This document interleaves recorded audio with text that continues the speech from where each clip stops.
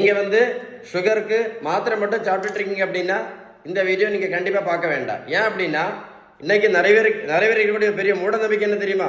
அதுதான் பெரிய மூட நம்பிக்கை. சிறுதானியம் மட்டும் சாப்பிட்டா போதும், சுகர் மாத்திரையை நிறுத்திடலாம், இன்சுலின் நிறுத்திடலாம், ப்ரெஷர் மாத்திரையை நிறுத்திடலாம், வெயிட்டை வேற குறைச்சிடலாம் அப்படின்னு. அப்படி யாராவது சிறுதானியம் மட்டும் சாப்பிட்டதுனால ஏதாவது மாத்திரை நிறுத்தியிருந்தா எனக்கு கால் பண்ணி பேசுங்களேன். இந்த உலகத்தில் சுகருக்கும் ப்ரெஷருக்கும் மாத்திரை மட்டும் சாப்பிட்டதுனால யாருக்காவது சரியா இருக்கா அப்படி இருந்தாலும் கால் பண்ணி பேசுங்க. சரியா? இன்னொரு பெரிய மூட நம்பிக்கை, நடைபயிற்சி மட்டும் பண்ணா போதும், சுகர் மாத்திரை நிறுத்திடலாம், ப்ரெஷர் மாத்திரை நிறுத்திடலாம், இன்சுலின் நிறுத்திடலாம், வெயிட்டை வேற குறைச்சிடலாம் அப்படின்னு. நல்லா கேட்டுடுங்க.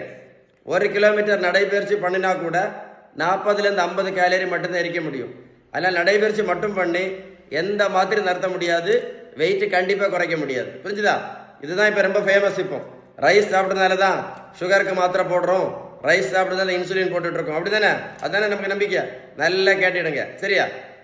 வட இந்தியாவில் அவங்க ரைஸ் சாப்பிடவே மாட்டாங்களே. வட இந்தியாவில் ரைஸ் சாப்பிடவே மாட்டாங்க.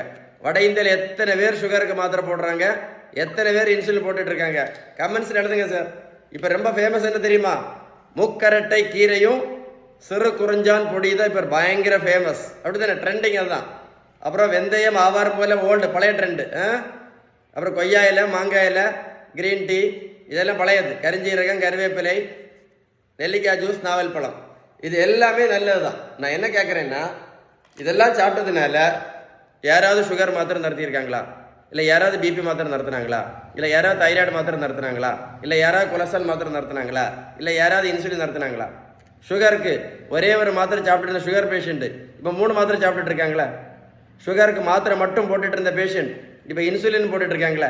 வெந்தயம், கருவேப்பிலை, கரிஞ்சீரகம், மாங்காய் இலை, கொய்யா இலை, வேற என்ன, சிறுதானியம், முக்கரட்டை கீரை, நாவல் பழம்.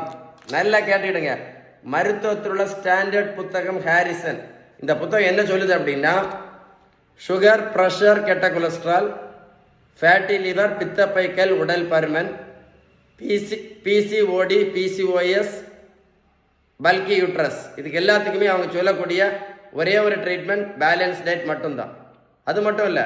ஏன் அப்படின்னா, நீங்கள் பேலன்ஸ் டயட் கரெக்டாக ஃபாலோ